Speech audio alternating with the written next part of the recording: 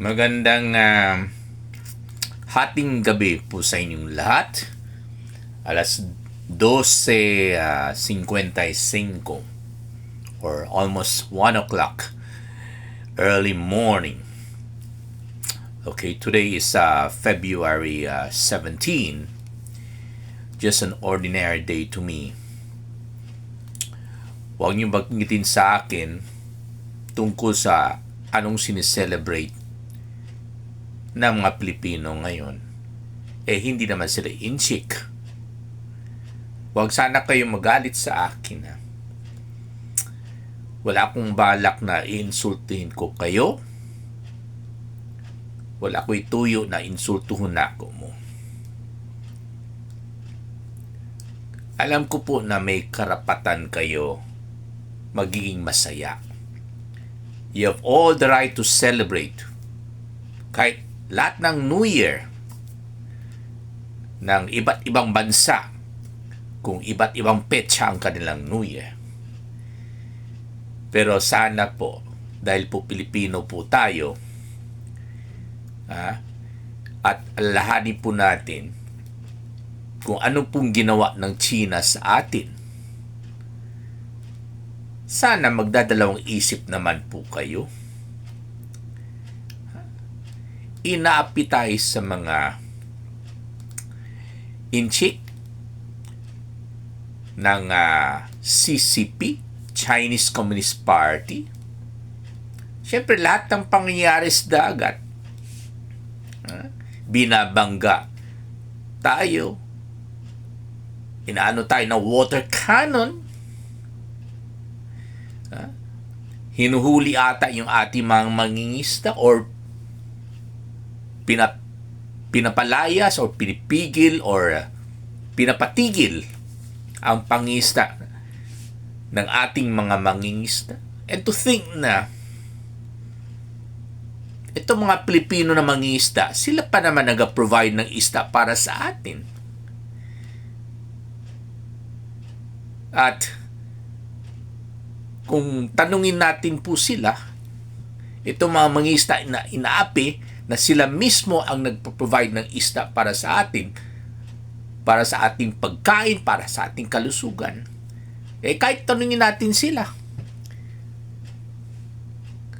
kung sila ba'y nagse-celebrate sila ng Chinese New Year?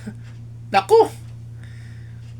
Walang isang mangingisda na inaapi ng mga inchik galing sa China ang magsabi na nagse-celebrate sila, kasi I'm sure galit na galit po sila. Sana tayo po mga Pilipino, hindi lang kailangan tayo marunong mag-isip. Hindi lang yan. Yung puso natin, kailangan tayo umawa or maawa sa kanila.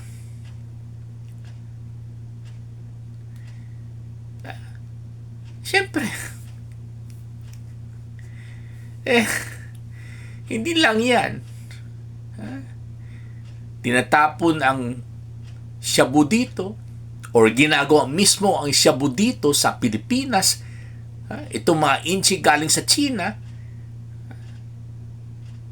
Sa nababasa po natin, may connection ito mga gumagawa ng shabu galing sa China. May connection ito sa mga miyembro ng Chinese Communist Party at sa pagitan nila ay itong mga Chinese general.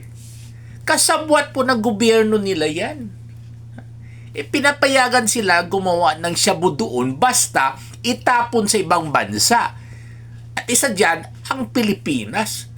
Pasaya kayo niyan.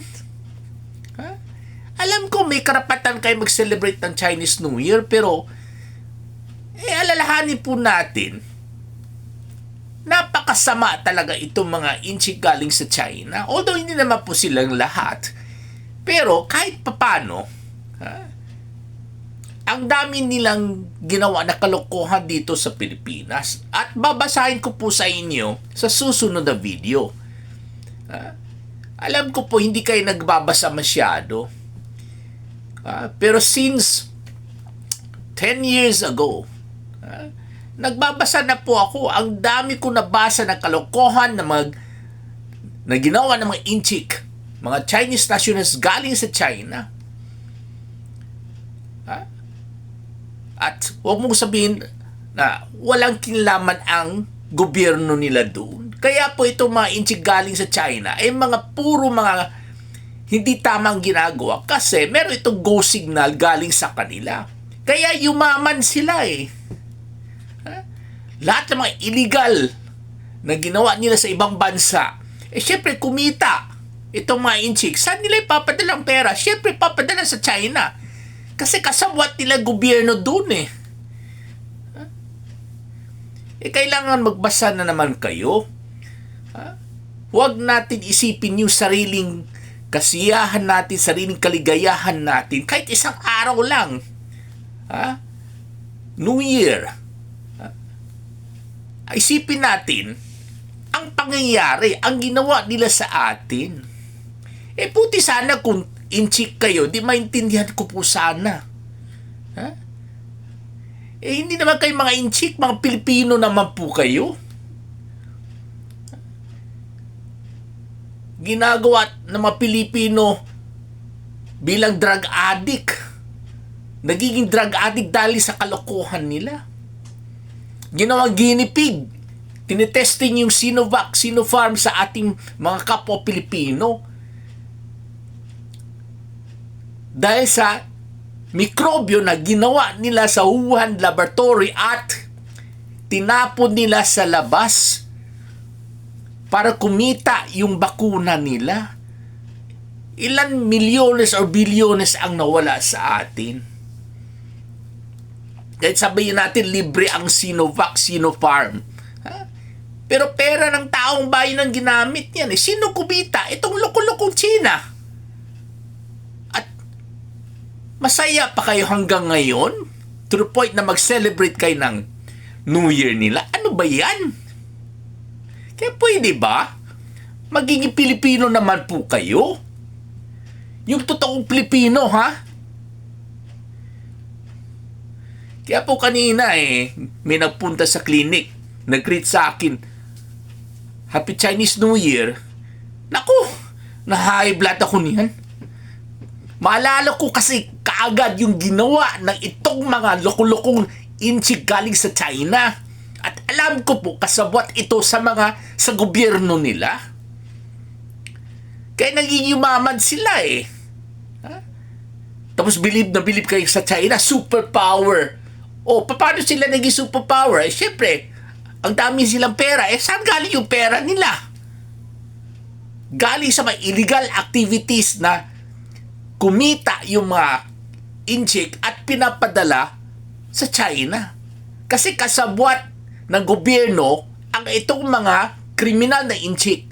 Sila ang tinatapon sa iba't ibang bansa upang gumawa ng mga illegal activities para kumita. Halos lahat ginawa nila, may mga kalokohan. Drug trafficking, number 1, shabu. At cocaine pa. Human sex trafficking, prostitution, illegal fishing, illegal gambling, illegal mining, illegal logging. As a matter of fact, kapopost ko lang yung sinabi ko ngayon, paano maniging sigal superpower? Siyempre, sa mga illegal na activities, tapos bilib na bilib kayo sa kanila. Naku, may karma yan sila. Huwag tayong matakot sa itong superpower na galing sa pagnanakaw, kaya nagiging superpower sila, itong China. Huwag tayong matakot sa kanila. Kasi nasa atin ang Diyos. Kasi tama ang ginawa natin. Yung hanap buhay natin ay talagang malinis. Hindi katulad sa kanila, puro kalokohan. As a matter of fact, nabasa ko kanina, although ito post nito 4 days ago, GMA News sa Facebook, ayan, 7 Chinese male nationals, syempre, mga inchik galing sa China, were recently arrested, caught in illegal mining operation in Libona, Bukidnon, dated February 12, 2026. Tapos mag-celebrate kayo? Ano ba yan? Kailangan ba maging biktima dahil sa shabu na ginawa ng mga inchik para marunong tayo maggalit sa kanila? Kailangan ba patayin yung ating mga kamag-anak dahil sa droga? Para magagalit tayo sa mga inchik galing sa China? Nako, mag-isip naman po kayo. Ako nga pure Chinese po tayo by blood. Pero alam mo, dito ako pinanganak, dito ako lumaki. Yung pagmamahal po natin ay talagang para sa mga Pilipino. At sa nakikita po natin, sa nababasa po natin, ang ginawa ng mga inchik sa mga Pilipino, talagang hindi pwede sa akin po yan. Bakit? Kasi pagdating sa ating pagkatao, hindi tayo pumipili. Hindi kailangan Pilipino kayo or inchik kayo. Para marunong tayo magmahal, hindi po kailangan yan. Kailangan ang pagtrato natin sa iba't ibang nationality ay sila ay pareho sa atin. Tayo po ay mga tao, mga human beings na marunong mag-isip at mag-awa sa mga inaapi. Kaya kanina sinabihan ko pa yung pasyente. Alam mo, magpalitan po tayo ng dugo. Yung inchik na dugo ko, ibigay ko na lang sa iyo. Pero yung Pinoy na dugo mo, ibigay mo sa akin. Kasi mas bagay yung Pinoy na dugo mo sa akin. Hindi po ito insulto. So, kailangan talaga marunong tayo mag-isip at marunong tayo mag-awa or umawa or whatever. I don't know kung tama ba yung Tagalog ko. Sa Bisaya pa na, dapat kinanglan makaibaluta, magunahuna o kaibaluta muluoy sa mga Pilipino na inaapi left and right. At ito po sasabihin ko po sa inyo sa sunod na video. Mga kasalanan ng mga inchik galing sa China na ginawa dito sa Pilipinas at ang mga biktima po ay ang kapwa nating Pilipino. Maraming salamat po.